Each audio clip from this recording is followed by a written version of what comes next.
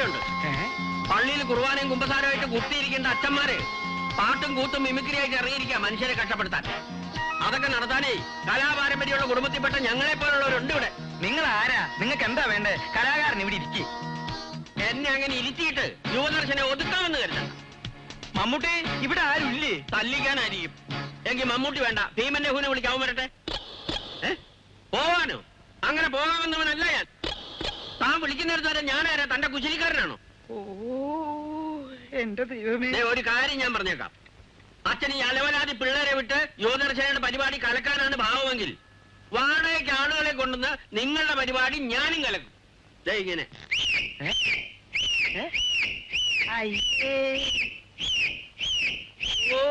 ഇനിയുണ്ട് വേറെ.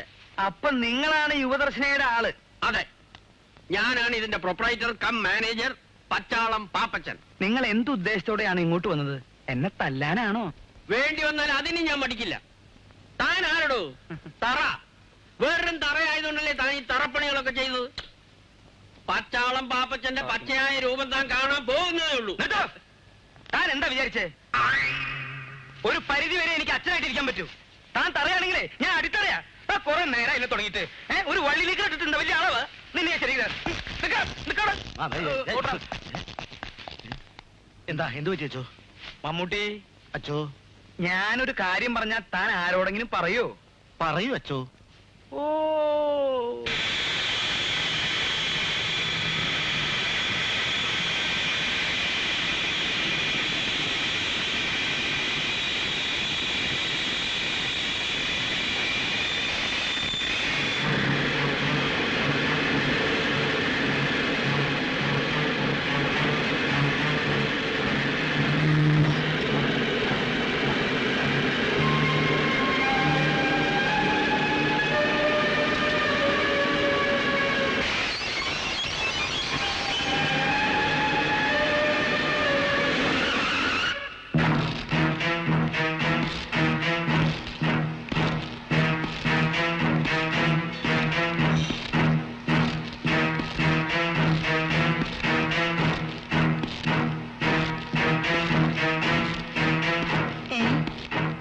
ഇത് ഏത് കാലിന ഭർത്താവ്?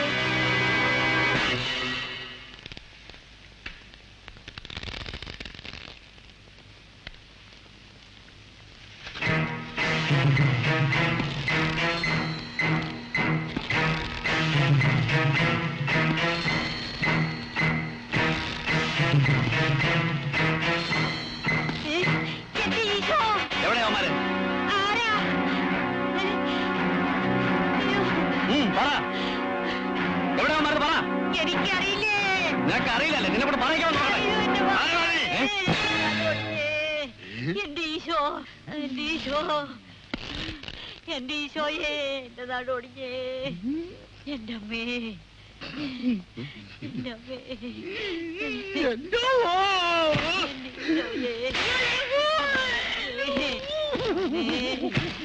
ഈശോ, എന്റെ നാടോടിഞ്ഞേ.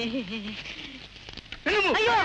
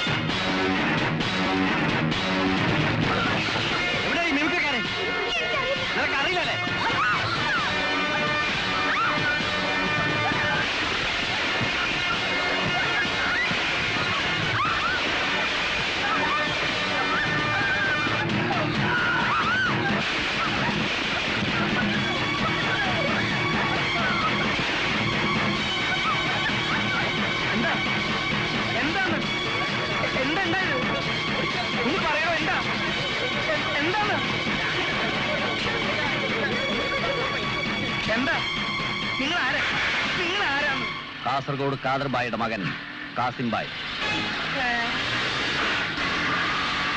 എന്റെ കർത്താവേ, ഞാനിതാ പോണേ. അച്ഛനെ അങ്ങനെ അങ്ങ് പോവാൻ സമ്മതിക്കില്ല അച്ഛോ.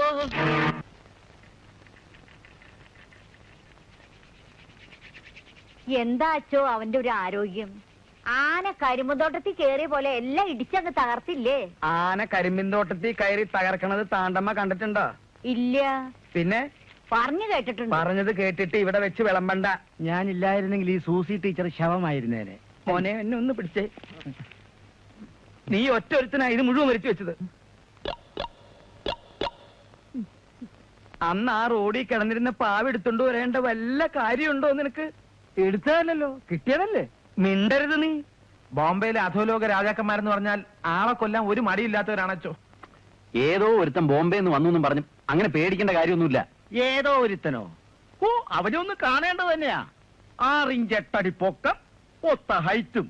അവന്റെ കൈ കൊണ്ട് ഒരു ഇടി കൊണ്ടിട്ട് ഞാൻ ചളുങ്ങിപ്പോയി. പോലീസിൽ അറിയിക്കാച്ചോ? അറിയിച്ചാലും പ്രശ്നമാണച്ചോ. പിന്നെ പ്രോഗ്രാം ബുക്ക് ചെയ്യാൻ ആരും വരില്ല. പ്രോഗ്രാം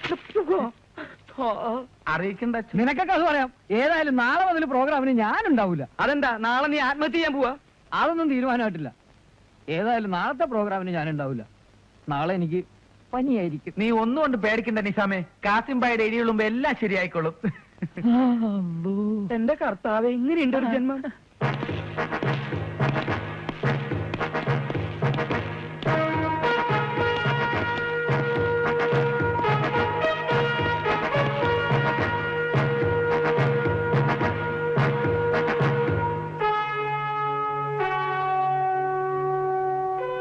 നീ എപ്പോ വന്നു?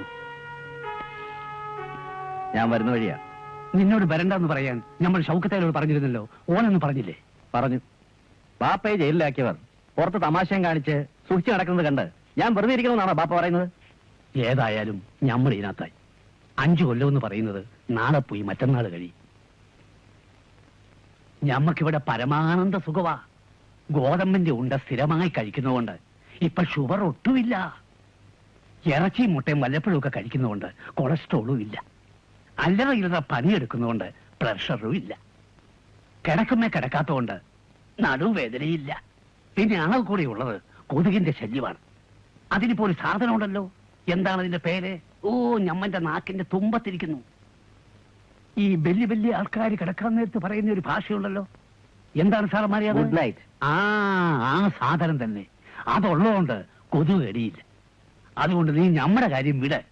നാളെ തന്നെ നീ ബോംബെക്ക് പോക്കൂ. അപ്പോ പിന്തിരിപ്പിക്കാൻ തന്നെയാണ് ബാപ്പയുടെ ശ്രമം? ഇല്ല ബാപ്പ. കാസർഗോഡ് കാദർബായിയുടെ മകൻ കാസിം ഒരു തീരുമാനമെടുത്താൽ അത് നടത്താതിരിക്കില്ലെന്ന് ബാപ്പയ്ക്ക് അറിയാമല്ലോ. ആ മിമിക്രിക്കാരെ കാണാതെ ഞാൻ തിരിച്ചു പോവില്ല. ഇങ്ങനെയുള്ള ബിസിനസ് വേണ്ടാന്ന് ഞാൻ എത്ര കാലായി ബാപ്പയോട് പറയണ. നീ ബോംബെ ചെന്ന് ചരക്കയക്കാൻ തുടങ്ങിയതാ വീണ്ടും ഈ കുഴപ്പത്തിന് കാരണം. ഉമ്മ വിചാരിക്കുന്നത് പോലെ അത്ര മോശം ബിസിനസ് ഒന്നുമല്ല ഇത്. വെറും കാലിച്ചാക്ക് കച്ചവടക്കാരനായിരുന്നു ബാപ്പ ഈ നാട്ടുകാർ ബഹുമാനിക്കുന്ന കാസർഗോഡ് കാദർബായി ആയത് ഈ ബിസിനസ് കൊണ്ടാണ്. വെറും കാലിച്ചാക്ക് കച്ചവടക്കാരനായിരുന്നെങ്കിൽ ലക്ഷക്കണക്കിന് രൂപ മുടക്കി ഉമ്മയെ അമേരിക്ക കൊണ്ടുപോയി ട്രീറ്റ്മെന്റ് നടത്താൻ പറ്റുമായിരുന്നു. പണം ഉണ്ടായിട്ട് എന്താ കാര്യം? സുഖമില്ലാത്ത ബാപ്പ ജയിലിൽ കിടക്കണ കാര്യം നീ ഒന്ന് ഓർത്തു നോക്കിയേ. ഇനി കൂടുതലൊന്നും ബാപ്പ ജയിലിൽ കിടക്കേണ്ടി വരില്ലുമ്മ. ഏതായാലും നമ്മുടെ എല്ലാം ഫോട്ടോ കാസിംബായുടെ കയ്യിലുള്ള സ്ഥിതിക്ക് അയക്ക് നമ്മളെ പിടിക്കാൻ ബുദ്ധിമുട്ടൊന്നും ഉണ്ടാവില്ല. ഞാനൊന്ന് തീരുമാനിച്ചു. മലപ്പുറത്ത് നമ്മുടെ വീട്ടിൽ പോകല്ലേ? അല്ല, എന്റെ തലയെ മുട്ടയടിച്ച് മീശാൻ പഠിക്കും. അപ്പൊ പിന്നെ എന്നാരും തിരിച്ചറിയൂലല്ലോ. ഞങ്ങളും ഒന്ന് തീരുമാനിച്ചു. പൊട്ടടിക്കാനാ? അല്ല, നിന്നെ പിടിച്ചുകൊണ്ടായ കാസിംബായുടെ കൈ കൊടുത്തുള്ള വിവരം പറഞ്ഞ് ഞങ്ങളുടെ തടി തപ്പാൻ. നിങ്ങളിങ്ങനെ തമാശയും പറഞ്ഞോണ്ടിരിക്കാതെ അയാളിൽ നിന്ന് രക്ഷപ്പെടാനുള്ള വല്ല മാർഗം ഉണ്ടെന്ന് ആലോചിക്കേ. ഒരു വഴിയുണ്ട്. വല്ല മന്ത്രവാദീനം വീട്ടിൽ പോകാനായിരിക്കും. ആക്കല്ലേ ഒരിക്കലും അബദ്ധം പറ്റി പറഞ്ഞാൽ മതി, അബദ്ധമായിരിക്കും. മതിയാക്ക്. ഞാനൊരു വഴി പറയാം. കൊണ്ടോട്ടിയിൽ എന്റെ കൊച്ചാപ്പന്റെ ഒരു അസ്മാതി ഉണ്ട്. ഇലക്ട്രിക് ഹംസ. ഭയങ്കര ദാതയാണ്. 7 കൊലപാതകങ്ങൾ നടത്തിയിട്ടുള്ള ആളാണ്. എടാ ഡാ പഠിക്കാതെ പോടാ. പടച്ചോനാണ് നേര്. സത്യം. ഇങ്ങനെയുള്ള സന്ദർഭങ്ങളിൽ ഞാൻ നുണ പറയുന്നു തോന്നണ്ട.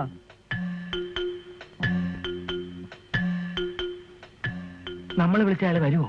ആ കാര്യം ഞാൻ ഏറ്റു. എന്നാൽ നമ്മൾ ആദ്യം കണ്ടുപിടിക്കേണ്ടത് കാസിംബായി ഒറ്റയ്ക്ക് എവിടെയൊക്കെയാണ് പോകുന്നത് എന്നുള്ളതാണ്.